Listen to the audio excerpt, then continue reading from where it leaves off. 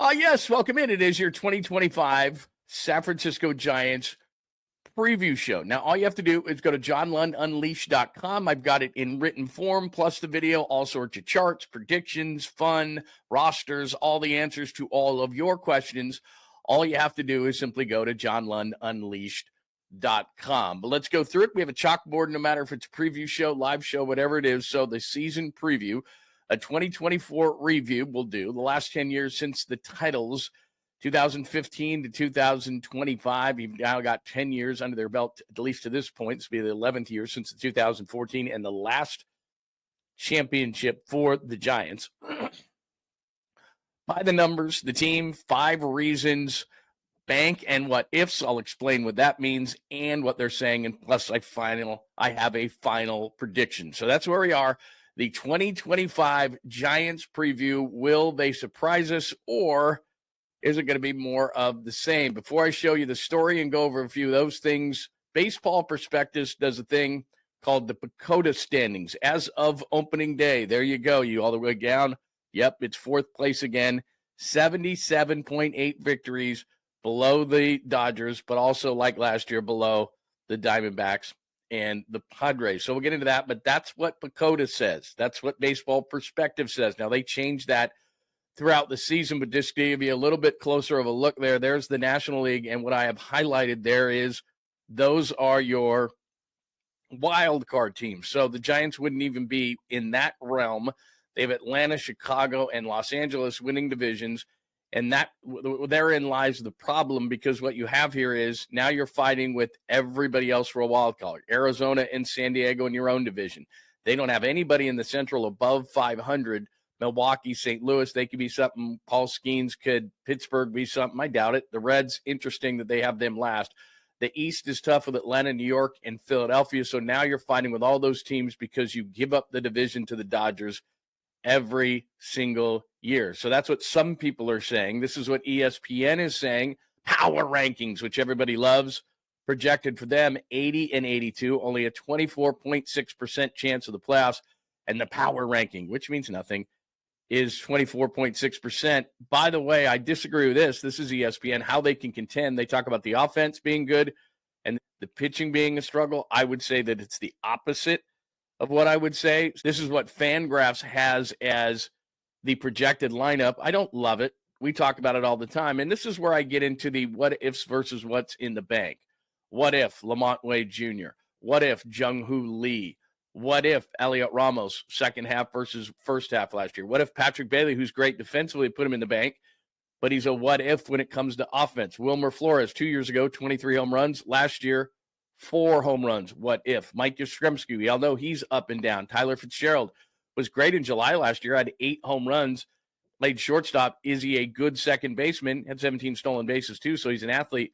What will he be like? What if? What if? What if? As far as the offense is concerned. Fangraphs showing the projected pitching. What if, after Logan Webb, he's in the bank, but what if Justin Verlander at 42 coming off a neck injury? What if Robbie Ray more removed from Tommy John? What if Landon Roop is the guy he was in spring? What if he's not? What if Jordan Hicks gets tired like he did last year? Bullpen, I think, is a little bit more in the bank. Walker is in the bank to me.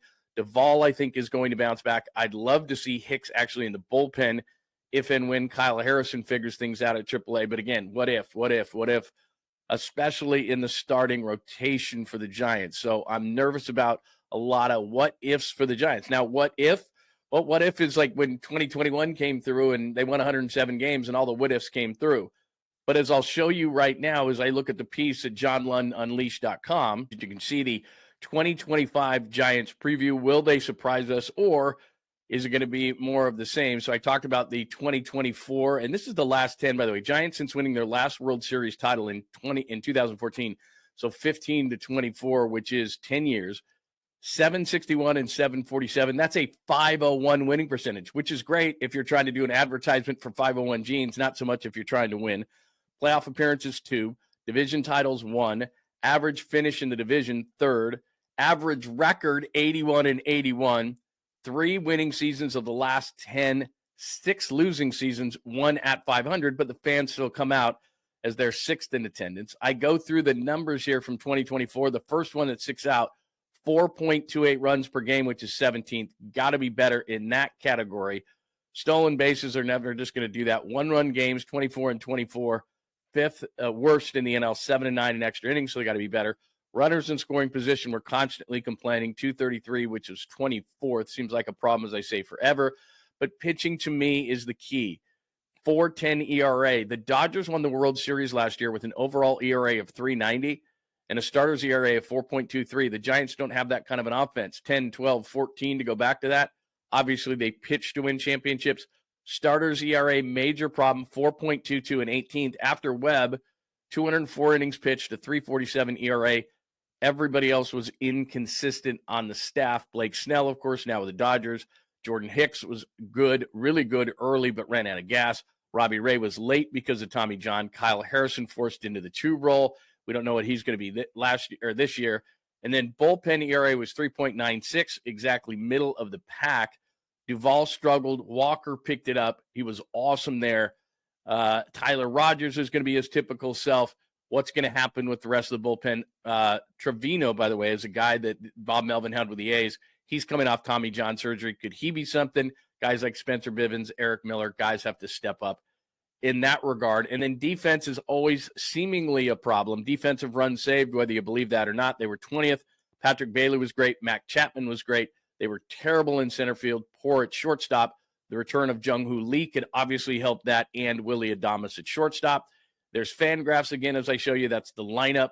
Is that going to make you overly excited? There's the projected pitching. You can look at that.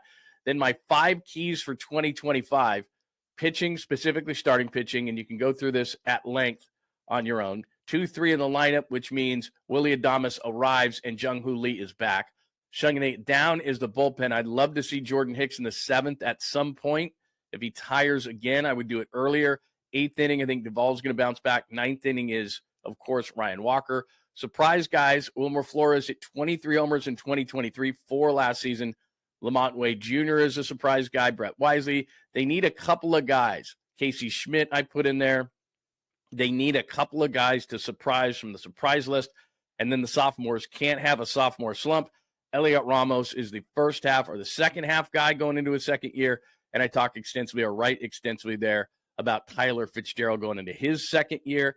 And then, as I say, guys in the bank and guys who I don't know. So the only guys in the bank, I think, for the Giants going into the season, which means you know what you're going to get out of them: Logan Webb, Matt Chapman, Willy Adames, Ryan Walker, Tyler Rogers, Patrick Bailey on defense. But then look at all the what-ifs. Verlander, Ray, Birdsong, Harrison, Lee, Ramos, Bailey on offense, Tyler Fitzgerald, Duvall, Matos, lots of what-ifs. Finally, as you see at the bottom there, I give you the predictions. Vegas has the Giants over under at 79.5. I'm actually going to go above that. So go to JohnLundUnleashed.com and you can see the entire preview of the season for the Giants right there. The Giants 2025 season preview at JohnLundUnleashed.com. To save you a little bit of time, although you should go and read it at JohnLundUnleashed.com, I think they're going to go over the projection. I think the PECOTA standings have them, as I said, at 77.8. Vegas has them at 79.5. I'll go about 83 wins for the Giants. Some of the what-ifs will come through. Some of the what-ifs won't. But as you can see right there in the PECOTA standings, that's still not going to be enough. Now, if they're in the 83, 84 range, they have the Phillies at actually only 85.8 wins, which I think is a little bit low. So they could be, with 83, 84 wins, in the hunt as far as a wild card is concerned. So maybe I'm being overly optimistic. Remember, Arizona won the National League pennant, and they got into the playoffs, and they only won 84 games a couple of years ago. So maybe that's the optimistic side. And I told you, I'm going to go into the season optimistic, and if the Giants prove me wrong, fine. I'm not going to go into the season pessimistic. That is your San Francisco Giants 2025 season preview. For more extensive detail, numbers, charts, predictions, Vegas, as you just saw, check it all out at JohnLundUnleashed.com.